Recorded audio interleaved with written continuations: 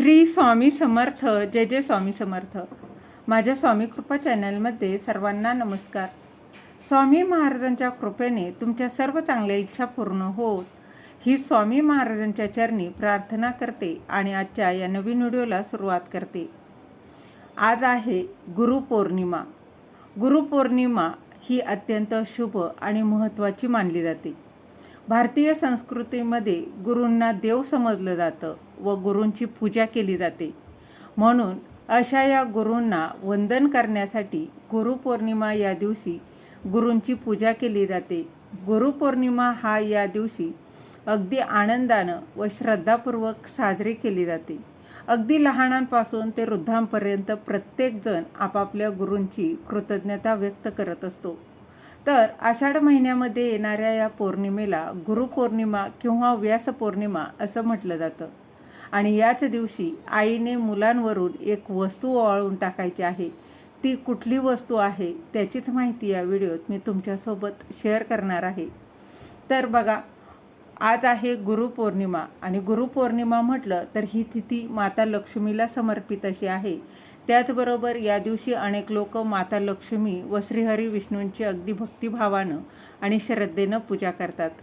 त्याचबरोबर या दिवशी बघा, आपल्याला काही उपाय देखील करायचे आहे. तर आपल्या कुंडलिकेतील गुरुग्रह जो आहे तो देखील मजबूत होत असतो. यामुळे पैशांच्या समस्या आहेत तर त्या देखील याने दूर होतात. त्याचबरोबर आर्थिक स्थिती सुधारते, आर्थिक प्रश्न सुटायला मदत होत असते. जीवनातील बघा, खूप कष्ट करत असताना नशिबाची साथ असणं तितकंच महत्त्वाचं असतं. अर्थात कष्टाला पर्याय नाही. तसेच पौर्णिमा ही तिथी माता लक्ष्मीला देखील समर्पित आहे.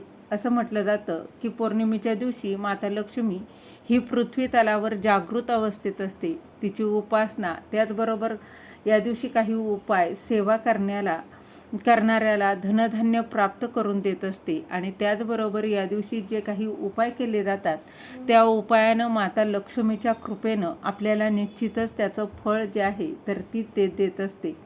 तर या दिवशी प्रत्येक आईनं आपल्या मुलांवरून या गुरुपौर्णिमेच्या दिवशी एक वस्तू ओवाळून टाकायची, जेणेकरून आपल्या मुलांवरील नजरदोष असेल, काही येडापिडा असतील त्या दूर होऊन मुलांची प्रगती होईल.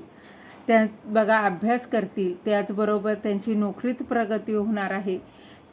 तसेच त्यांच्यावरील जे काही विघ्न संकट आहेत तर ती देखील, काही अडचणी येत असतील तर त्या नष्ट होतील. तर हा उपाय तुम्हाला बघा गुरुपौर्णिमेच्या दिवशी तुम्ही सकाळी करायचा आहे.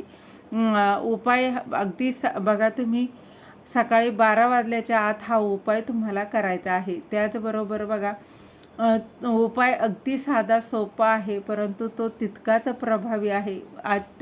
तसेच मुलगा असो मुलगी असो तरी, त्याचबरोबर ते लहान असो किंवा मोठी असो, अगदी कॉलेजला जात असतील, जॉब करत असतील ना, तरी तुम्ही हा उपाय अगदी श्रद्धेनं करा, विश्वासानं करा. त्याचं फळ तुम्हाला नक्कीच प्राप्त होणार आहे. ज्याप्रमाणे बघा नजर दोष लागतो त्याचप्रमाणे आपल्याला बघा काही मुलांना देखील गुरुदोषसुद्धा लागत असतात. आणि गुरुपौर्णिमेच्या दिवशी मुलांचा गुरुदोष हा दूर करण्यासाठी हा उपाय करायचा आहे.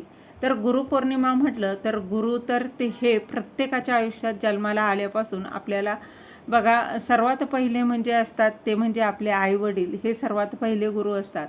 तर आपले शिक्षक हे देखील गुरु असतात. तसेच ज्यांच्याकडून आपण ज्ञानाची प्राप्ती केलेली आहे, त्यांच्याकडून आपण दीक्षा घेतलेली आहे, ते आपले गुरु असतात.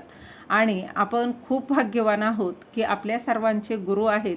ते म्हणजे या जगाचे पालक, ब्रह्मांड नायक श्री स्वामी समर्थ महाराज. म्हणून गुरुपौर्णिमा या दिवशी आपल्या घरातील देवघरात स्वामींची मूर्ती असेल, फोटो असेल, त्याची विधिवत पूजा करायची आहे. आणि त्यानंतर बघा अभिषेक करायचा.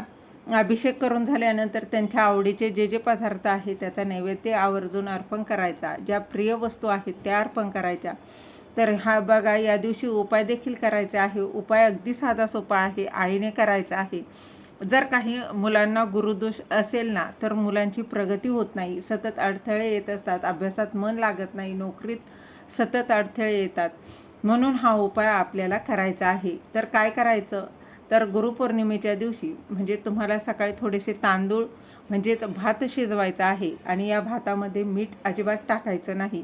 1 वाटीभर भात शिजवायचा आहे. त्यानंतर मुलांना तुम्ही पाटावर बसवायचं आहे, जमिनीवर बसवायचं नाही, हे मात्र लक्षात घ्या. त्याचबरोबर तुमच्या मुलाचं तोंड हे दक्षिण दिशेकडं होणार नाही, याची देखील काळजी घ्यायची आहे. त्यानंतर हा भात जो आहे तर तो तुम्हाला तुमच्या मुलावरून गोलाकार तुम्हाला 3 वेळा उतरवायचा आहे. घड्याळाच्या काट्याप्रमाणे ज्याप्रमाणे फिरतात त्याप्रमाणे 3 वेळा उतरवायचा आहे. आणि नंतर हा जो भात आहे तो तुम्हाला एखाद्या कागदावर बाल्कनीत तुम्ही ठेवू शकता, बाहेर ठेवू शकता किंवा गच्चीवरही ठेवला तरीही चालणार आहे, जेणेकरून हा जो भात आहे तो पक्षी, कावळे, कुत्रे खातील.